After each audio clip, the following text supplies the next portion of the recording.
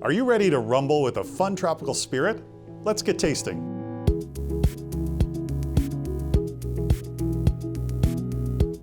Today on Tastings.com, we have Tanduay Dark Rum from the Philippines.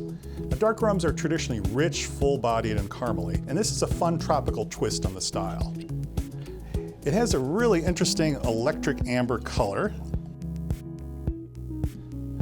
On the nose, you're getting all sorts of fun candied aromas and flavors of coconut custard pie, and banana milkshake, and spiced nuts. Oh, on the palate, sweet and spicy. It's a nice blend of whipped cream and pepper to kind of balance it out. You can see how it's going to really play nicely in cocktails. We think it's going to be great in a Pina Colada because it has a lot of that coconut and tropical flavor. Imagine sitting on the beach with a perfectly ice-cold cocktail, enjoying life. It's a fun, approachable rum, perfect for cocktail lovers with a smooth, spicy finish.